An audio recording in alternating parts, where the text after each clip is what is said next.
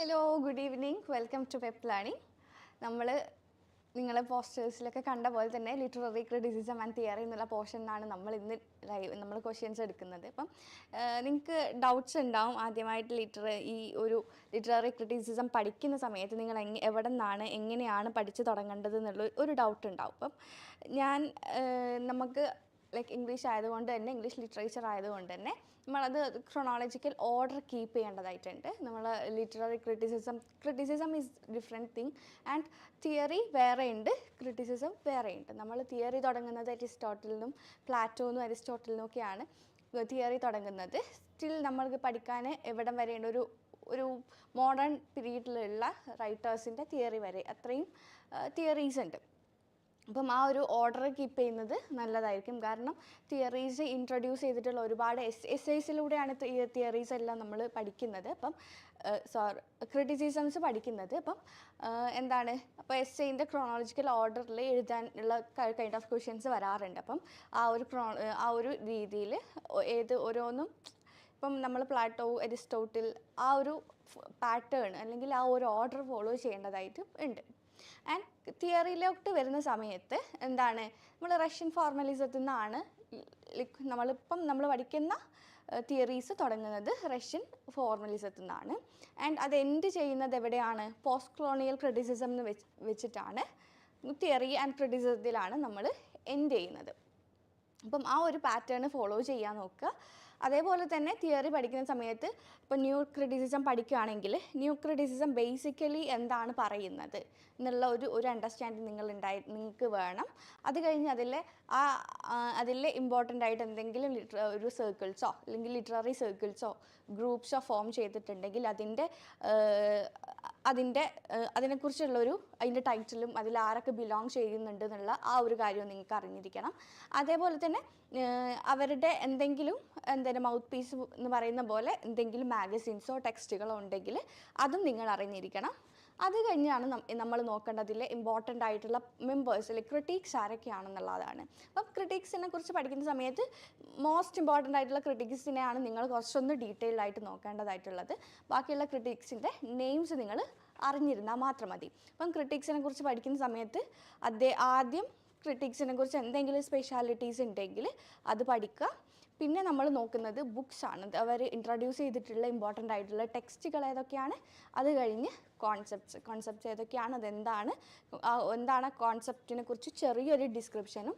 നിങ്ങളിപ്പോൾ ഹെട്രോഗ്ലോഷ്യ എന്ന് പറയുമ്പോൾ അതെന്താണെന്നുള്ളത് പറയാൻ ഒരു 1 or 2 ലൈനിൽ നിങ്ങൾക്ക് അറിഞ്ഞിരിക്കണം. നിങ്ങൾക്ക് അത് മനസ്സിലാക്കിയിട്ടിരിക്കണം. അപ്പം ഈ ഒരു പാറ്റേണിൽ നമുക്ക് ഒരുപാട് ക്രിട്ടിക്സിനെ പഠിക്കാനുണ്ട്. നമ്മൾ ക്വസ്റ്റ്യൻ ആൻസർ ചെയ്തിട്ടാണ് നമ്മൾ ലൈവിലൂടെ അത് പഠിക്കുന്നത്. നമ്മൾ ഓൾമോസ്റ്റ് എല്ലാ പോർഷൻസും കവർ ചെയ്യണം എന്നാണ് വിചാരിക്കുന്നത്.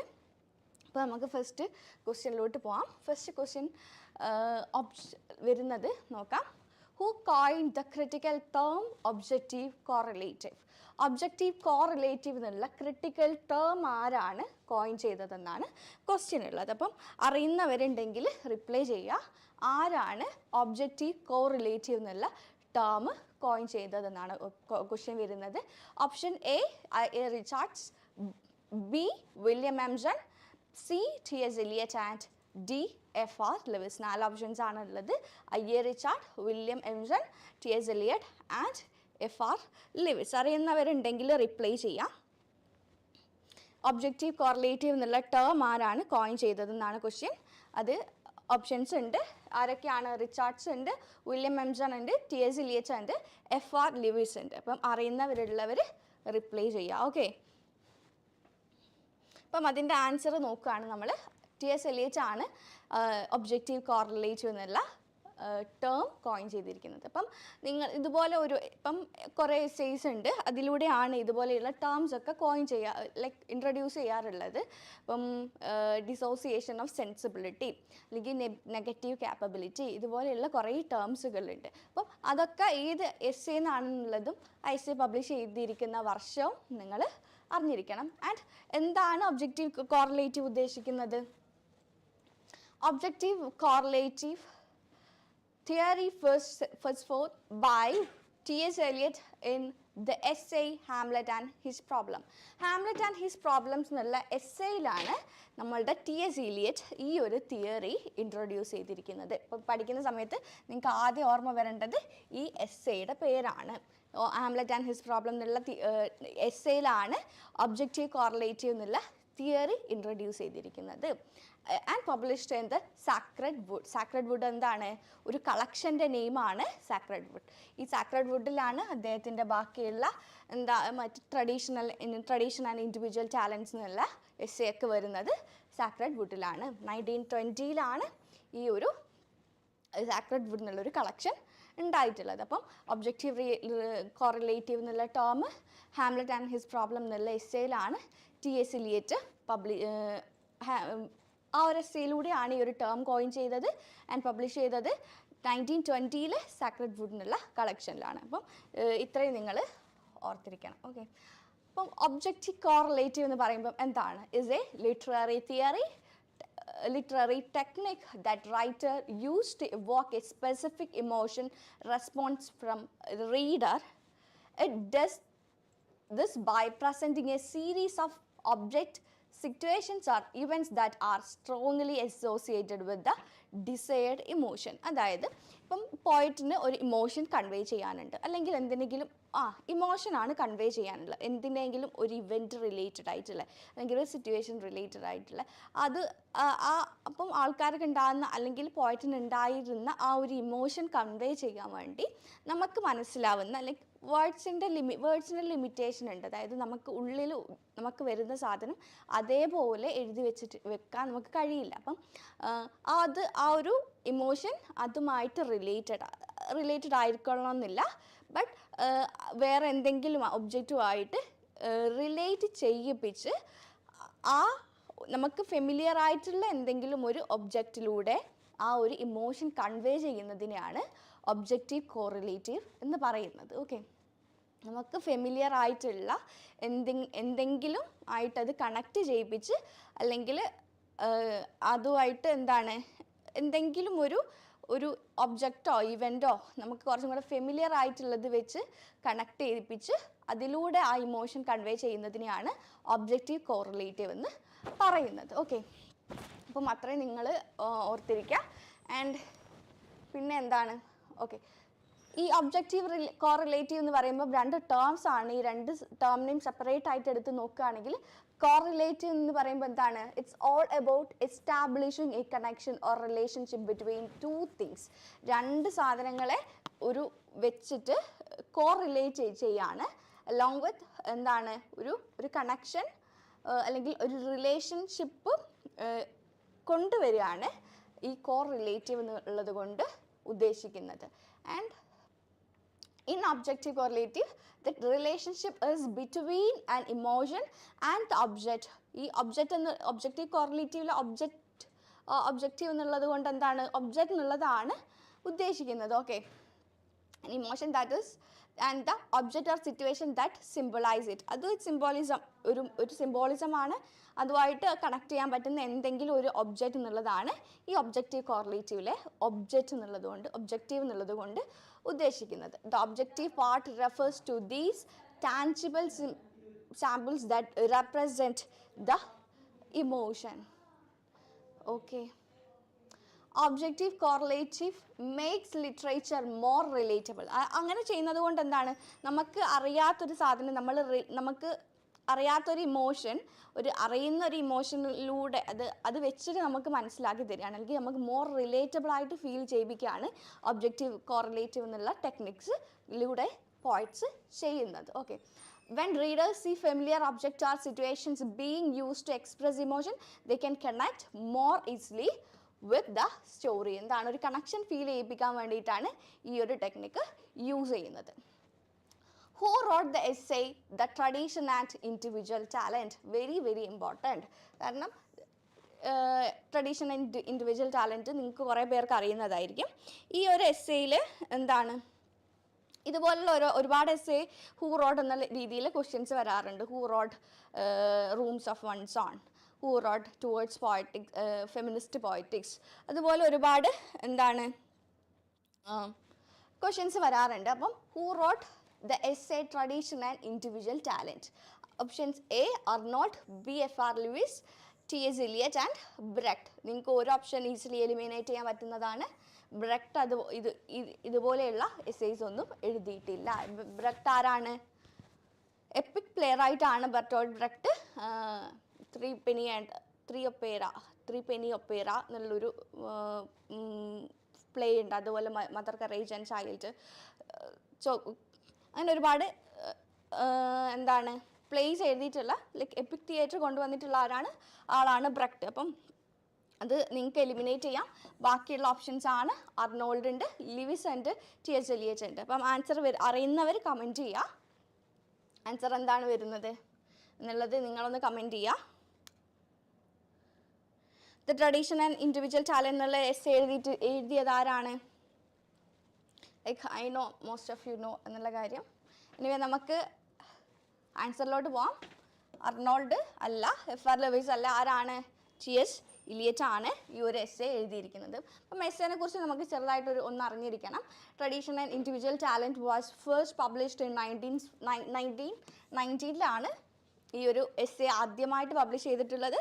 ബട്ട് ലേറ്റർ ആ സാക്രഡ് വുഡ് എന്നുള്ള കളക്ഷനിലോട്ട് ഇൻക്ലൂഡ് ചെയ്തിട്ടുണ്ട്. ഓക്കെ, അതുപോലെ തന്നെ ഓർക്കേണ്ട വേറൊരു കാര്യമാണ് the sacred wood essay on poetry and criticism. Essay on poetry and criticism എന്നുള്ള ഒരു സബ് ടൈറ്റിലാണ് ഈ സാക്രഡ് വുഡ് എന്ന് മാത്രമല്ല അതിൻ്റെ സബ് ടൈറ്റിലും കൂടി നിങ്ങൾ നോക്കി വെക്കണം.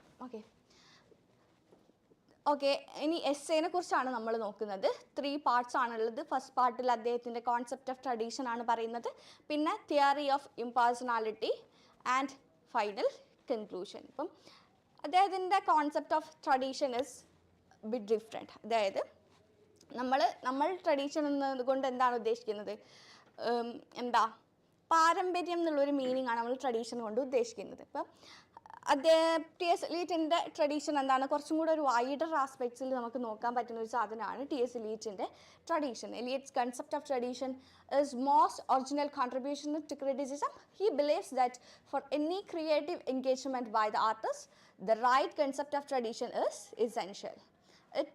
It is the genuine attitude toward tradition which enable him or her to have collective consciousness of the past. It is the genuine attitude toward the tradition which enable him or her to have collective consciousness of past, which always work as a guiding spirit, thereby shaping his or creative sensibility.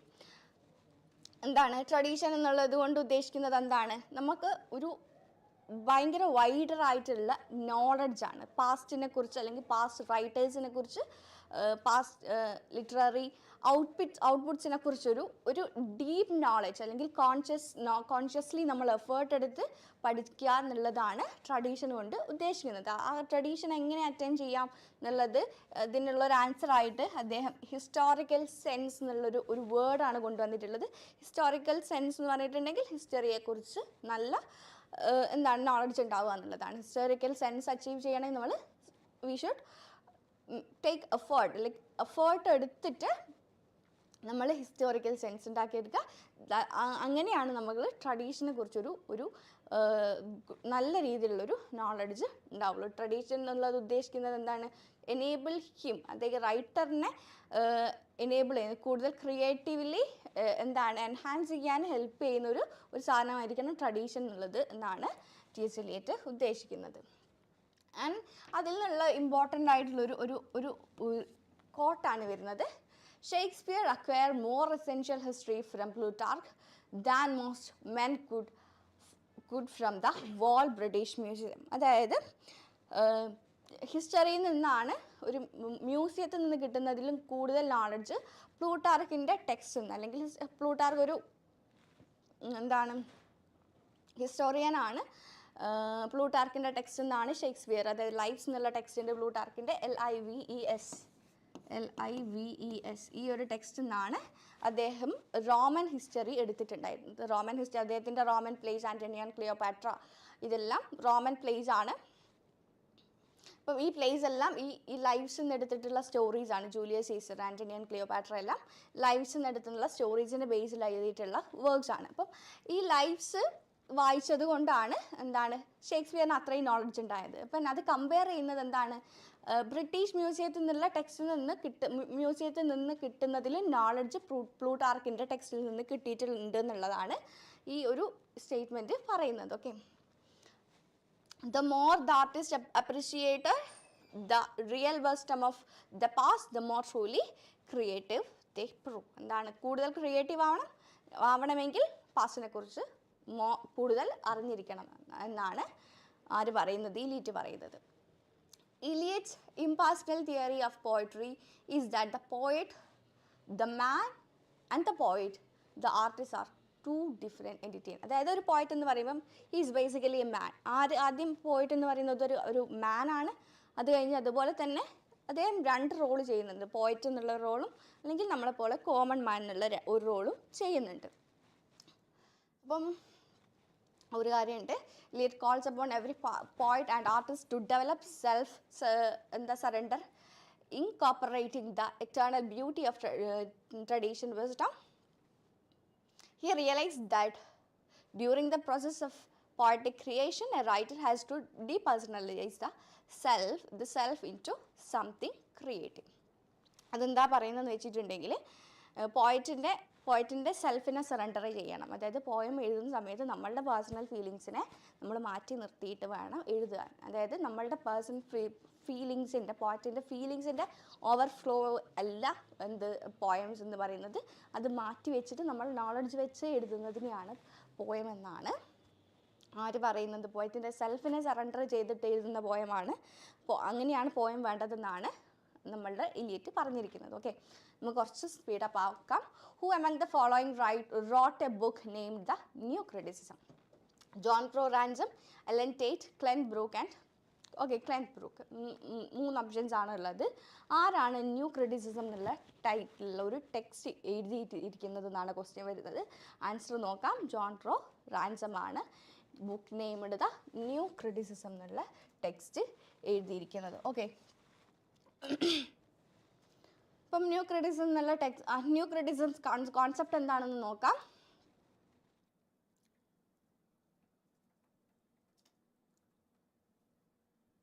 Okay, ഈ കാര്യം നിങ്ങൾ അറിഞ്ഞിരിക്കണം. 1929 ഇത് merge ചെയ്യുന്നത്. Formal US new criticism വരുന്നത്. And new criticism believes that analysing of the values of literary work based only on the text itself without taking into account the following: the author's background or intentions while reading a text. നമ്മളിപ്പം poems ഒക്കെ പഠിക്കുന്നത് എങ്ങനെയാണ്, ആദ്യം poem പഠിക്കുന്നതിന് മുന്നേ അതിനൊരു historical background പഠിക്കും, പിന്നെ അബൌട്ട് ദ ഓഥർ പഠിക്കും, എന്നിട്ടാണ് നമ്മൾ പോയം പഠിക്കുന്നത്. അപ്പം ന്യൂ ക്രിറ്റിസിസം പറയുന്നത് എന്താണ്, നമുക്ക് ഹിസ്റ്റോറിക്കൽ ബാക്ക്ഗ്രൗണ്ട് നോക്കേണ്ട ആവശ്യമില്ല, റൈറ്റർ ആരാണോ അല്ലെങ്കിൽ അദ്ദേഹത്തിൻ്റെ പാസ്റ്റോ അറിയേണ്ട ആവശ്യമില്ല, ബട്ട് വി നീഡ് ടു അതൊന്നും എന്താണ് അതിൻ്റെ റൈറ്റിങ്സിനെ എഫക്റ്റ് ചെയ്യുന്നതോ അത് വെച്ചിട്ട് ആ റൈറ്റിങ്സിനെ ഇൻ്റർപ്രറ്റ് ചെയ്യേണ്ടതോ അല്ല എന്നാണ് ബേസിക്കലി ന്യൂ ക്രിറ്റിസിസം പറയുന്നത്. അപ്പം ആ കാര്യം കോൺസെപ്റ്റ് നിങ്ങൾ അറിഞ്ഞിരിക്കുക.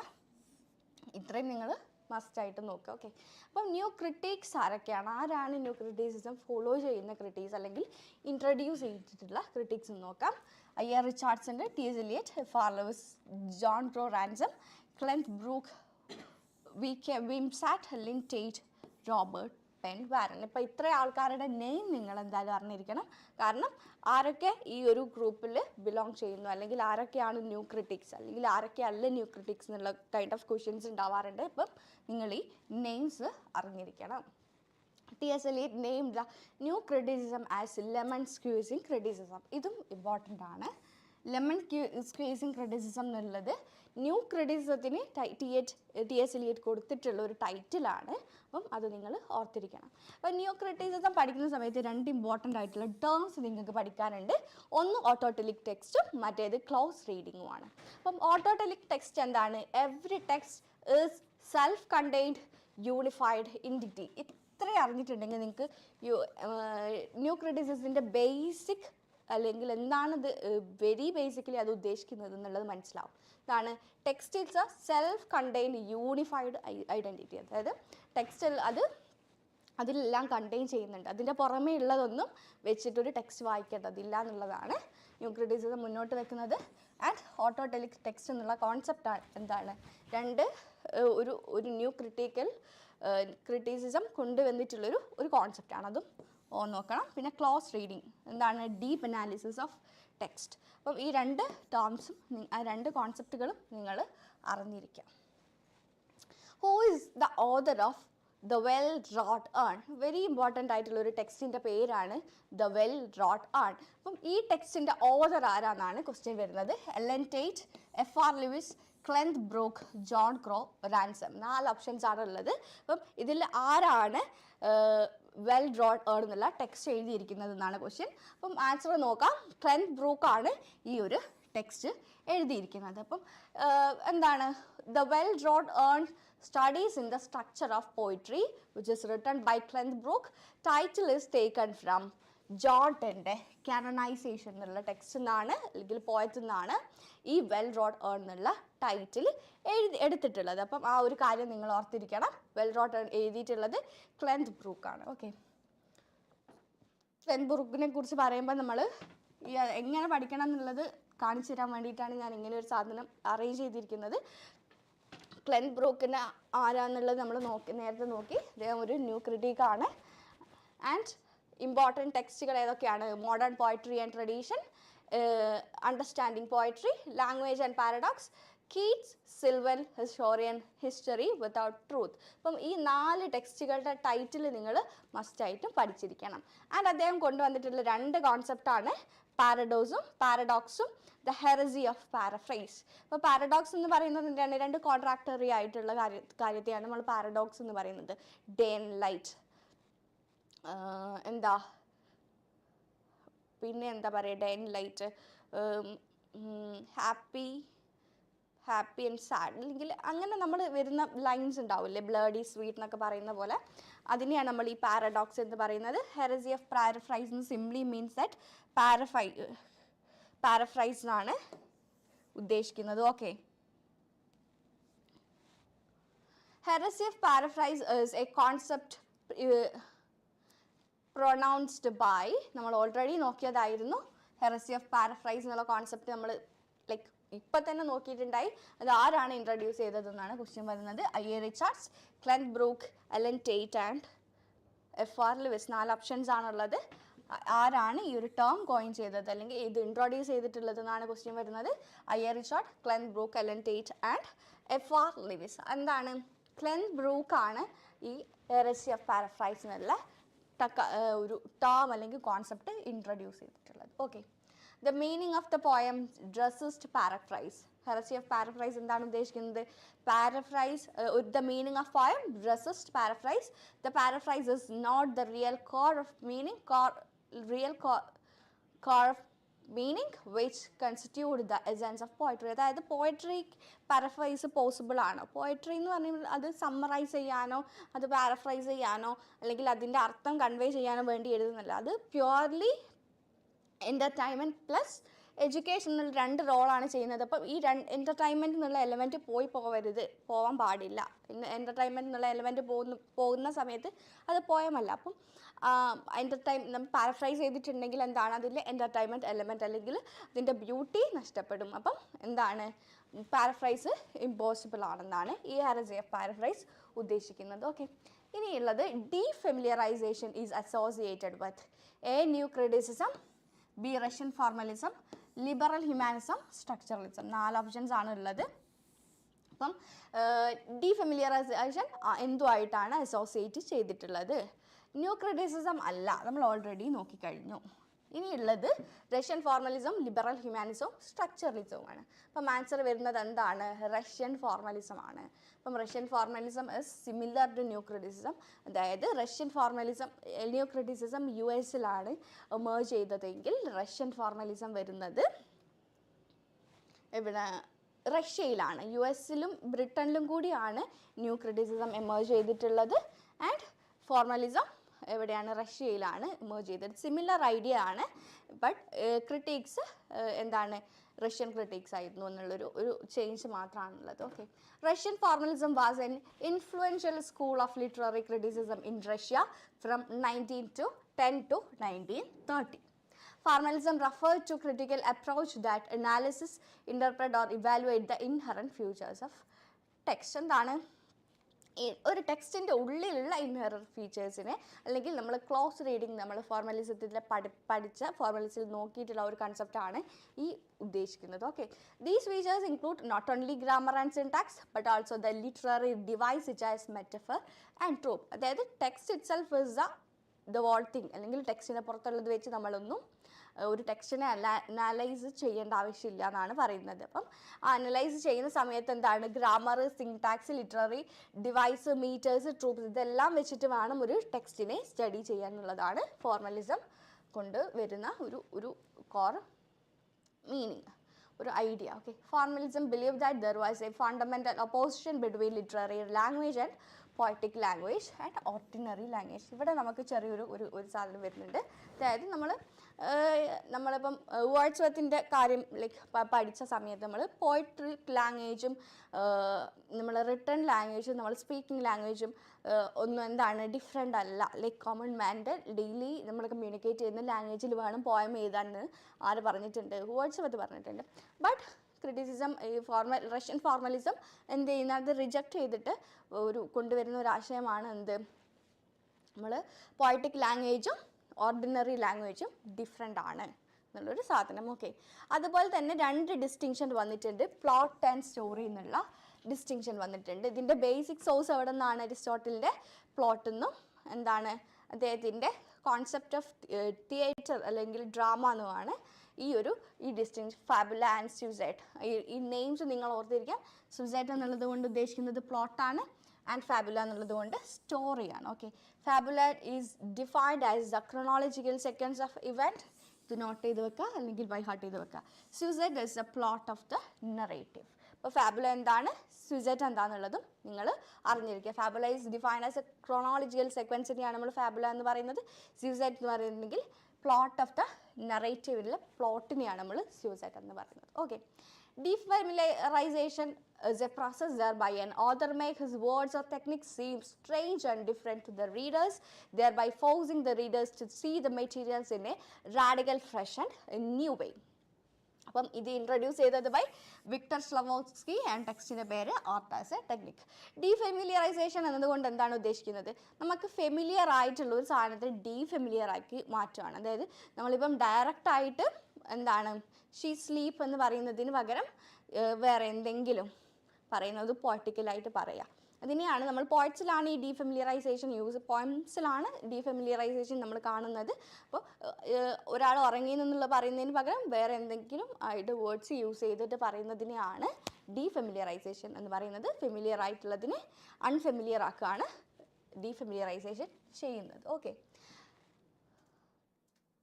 It includes the works of number of high influential Soviet scholars.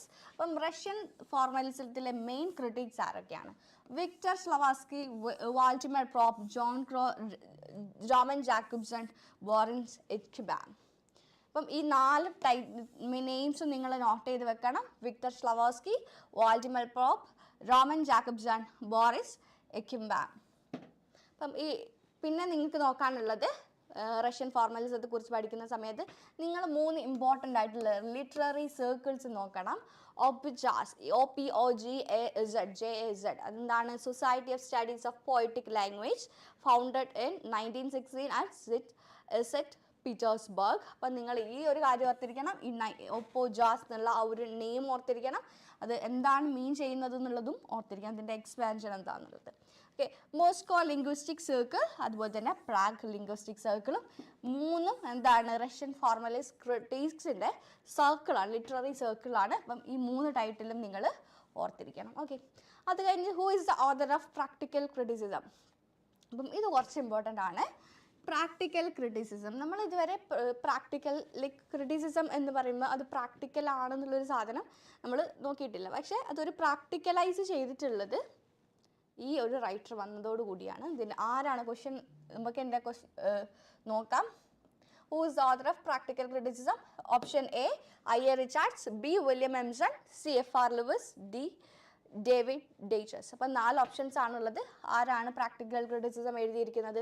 I.A. Richards ആണ്. അപ്പം ഈ ഒരു കാര്യം പറയുന്ന സമയത്ത് practical criticism first established in 1929. ഈ ഒരു ഇയർ നിങ്ങൾ ഓർത്തിരിക്കണം. 1929 നമ്മൾ ന്യൂ ക്രിറ്റിസിസം തുടങ്ങിയെന്ന് നമ്മൾ പറഞ്ഞിട്ടുണ്ടായിരുന്നത്. അപ്പം ആ ഇയർ തന്നെയാണ് ഈ ഒരു ടെക്സ്റ്റിലൂടെയാണ് ക്രിറ്റിസിസം അല്ലെങ്കിൽ തിയറീസ് തുടങ്ങുന്നത്.